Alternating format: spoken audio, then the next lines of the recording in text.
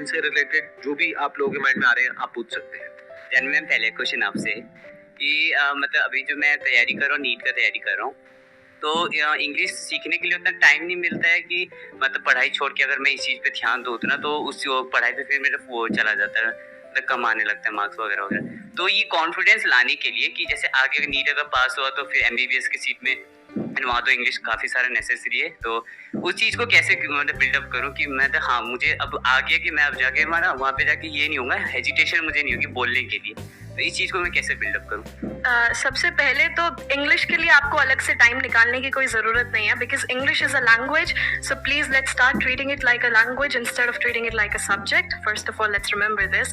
दूसरी बात, ये जो हेजिटेशन आती है ना आपके अंदर, ये इसलिए आती है क्योंकि हमने इंग्लिश को एक बहुत बड़ी चीज़ बना देते हैं हम कि अरे इसको इंग्लिश आती है, इंटेलिजेंट होगा, तो हमें इसलिए लगता है कि वहाँ पे हेजिटेशन है। तो no, English is just a language.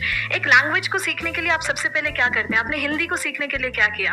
अब यहाँ पर सारे बोलेंगे कि ये तो हमारे एनवायरनमेंट में था, तो अब हमारे एनवायरनमेंट में इंग्लिश नहीं है, पर हम अपने इनर एनवायरनमेंट में, आप सोशल मीडिया चलाते हैं?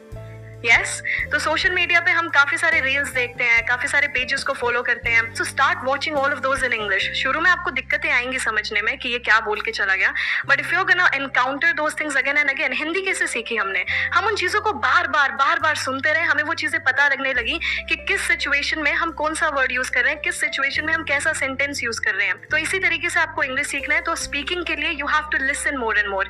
सो जब आप बोल रहे हैं, सोने से पहले गिव योरसेल्फ 10 मिनट्स और आप पूरे दिन का एक रिकैप लीजिए। Okay, I woke up at this time, then I did this, I took a bath, I had my breakfast. तो ये छोटी छोटी चीजें। So start with small sentences first, then big paragraphs. तो एक हल्की सी हैबिट की, जब भी आप कुछ देख रहे हैं सोशल मीडिया पे, start watching that in English. आप न्यूज़पेपर पढ़ रहे हैं, रीड दैट इन इंग्लिश। शुरू के 15 to 20 डेज आपको लगेगा कि क्या हो गया, फिर वो बार बार वर्ड्स रिपीट होते जाएंगे, आपके दिमाग में वो अपने आप बैठते जाएंगे। So you don't have to pressurise yourself too much about English, because it's just a language. और आप जितना इसके साथ एनकाउंटर करते रहेंगे, जितना अपने आप को इसमें इमर्स करते रहेंगे, उतनी आती जाएगी।